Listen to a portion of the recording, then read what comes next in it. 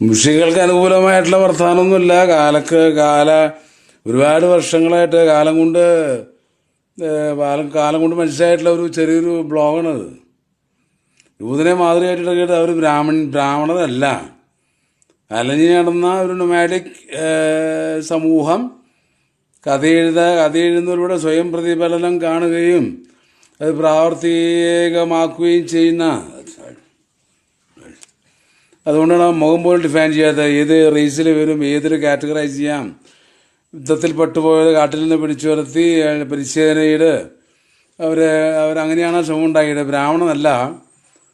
അതുകൊണ്ട് അതിനെ മാതൃകയാക്കരുത്. അത് ഈ അതിഥി എന്നുള്ളത്, അല്ലെങ്കിൽ അധിനിവേശം അല്ല, അതിഥി കടന്നു വന്ന് അതിക്രമിക്കുന്നവൻ എന്നേ അർത്ഥമുള്ളൂ ഒരു നിലയ്ക്ക്. ആതിഥ്യം എന്നുള്ളത് എനിക്കല്ല.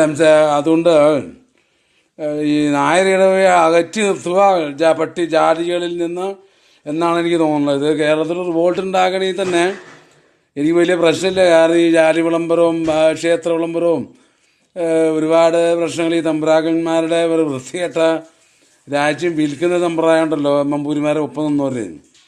ഇത് വേറെ തരം, ഇത് ജോർജിയൻ അനാലിസിസ് എന്ന് പറയാം. അതാണ്, അതിൻ്റെ വേറെ അനാലിസിസ് ഒന്നുമില്ല. ഈ എഴുതിയ മാർക്സ് പോലും ഒരു ജൂതനായിരുന്നു. സമൂഹത്തെ ബെൽജിയം ഭാഗത്ത് മാത്രമല്ല ജർമ്മൻ ഭാഗത്തും എങ്ങനെ അവൻ അകത്ത് കിടക്കാതിരിക്കാം എന്നുള്ളതാണ് അവിടുത്തെ പ്രധാനമായ 8 കോടി ഞങ്ങളുടെ പ്രശ്നം.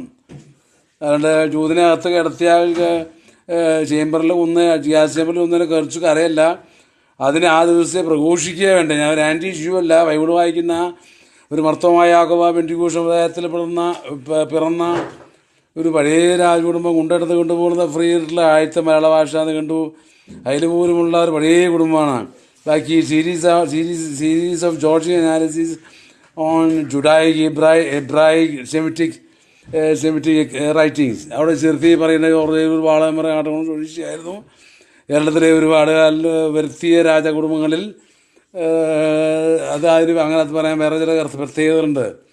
നിങ്ങൾക്ക് അറിയണമെന്നില്ല, അതും പറയണമെന്നില്ല. കാരണം ശിക്ഷ കേട്ട പോലെ എല്ലാവരും ഫ്രീ. അതുകൊണ്ട് എന്തിനോ വരുത്തി വേണ്ടെന്ന് വെച്ച് ബോറടിച്ച് രാജകുടുംബങ്ങളിൽ നിന്ന് ഇൻഡ്യൂഷനും വഴിമാറി നടന്ന സ്വന്തം രീതിയിൽ അനാലിസിസ് നടത്തുന്ന ഒരു രാജകുടുംബത്തിലെ ഒരാളാണ് ഞാൻ. വർണ്ണ കേസുകളൊന്നുമല്ല ഞാൻ. എനിവേ, അകമ്പൻ, ബാറ്റ്യു, ജാക്രാൻസി എന്നിവരെഴുതിയൊരു പുസ്തകം യഥാർത്ഥ പുളിഷിൻ്റെ ഹിസ്റ്ററി ഓഫ് സിനിമ പ്രത്യേകം ശ്രദ്ധിക്കേണ്ടതാണ്. 4 ചാപ്റ്ററായിട്ടാണ് അത് എടുത്തിട്ടുള്ളത്. 4 മോൺട്രിയാലിലെ കോഴ്സുകൾ പിന്നെ കമ്പയർ ചെയ്ത് യഥാർത്ഥ സിനിമയാക്കി.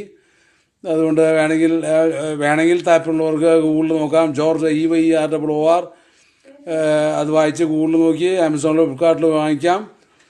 പബ്ലിഷ് 2 പുസ്തകം ഉദാഹരണ പുസ്തകം മാത്രം 26 ആർട്ടിക്കിളെല്ലാം വിദേശ ഭാഷയിൽ ട്രാൻസ്ലേറ്റ് ചെയ്തിട്ടുള്ളതാണ്. കേരളത്തിൽ വന്നു പോയിട്ടുള്ള അകമ്പനായാലും ശരി, അടുത്ത ദിവസം കൂടെ ചാക്കായാലും ശരി, ബാറ്റുവായാലും ശരി, വളരെ അതിനെക്കുറിച്ച് എഴുതിയിട്ടുണ്ട്. മറ്റൊന്ന് കോൾട്ടസാണ്. ആധുനികോത്തര നാടകത്തിൽ ഫ്രാൻസിലും മറ്റു പല രാജ്യങ്ങളിലും കുറിച്ച് വളരെ കൊണ്ടുനടക്കപ്പെട്ടിട്ടുള്ള ഒരു എഴുത്താറാണ് ബെർണാഡ് മെറി കോൾട്ടസ്, KOLTES. അത് ചെക്ക് ചെയ്യാം. അതിനെക്കുറിച്ചുള്ള വിവർത്തനവും ജോർജ് എയ്ലറിൻ്റെ രചനകളും ജോർജ് എയ്ലറിൻ്റെ ലേഖനങ്ങളും ഭാരതത്തിൻ്റെ പങ്ക്തത്തെ അപ്ലൈ ചെയ്തിട്ടുള്ള ചില അനാലിസിസും ഇടയ്ക്ക് ആ പുസ്തകങ്ങളുണ്ട്, വായിക്കുക. ഒരുപാട് കാര്യങ്ങൾ പറയാണ്ട് ഒരു series of blog George analysis നടത്താൻ പോകുന്നു. കണ്ടിന്യൂസ് ആയിട്ടുണ്ട്. ചിലത് യൂട്യൂബിൽ വരും, വായിക്കുക, അവിടെ ചേർത്തുക. പുസ്തകം താല്പര്യം വായിക്കുക. Amazon EYROR കൊണ്ടിട്ടുണ്ട്. കവറം തൊട്ടേയുണ്ട് ഈ പേര്. നിങ്ങൾക്കത് മുമ്പ് കൂട്ട് അറിയാതെയോ നമ്പൂരിമാർ എങ്ങനെയാണ് അവരെ മറച്ചു വെച്ചു എന്നുള്ളതിനെ കുറിച്ച് വേറെ സ്റ്റഡി നടത്താവുന്നതാണ്. അവിടെ ചേർത്തി പറയുന്നത് അവിടെ ചേർത്തി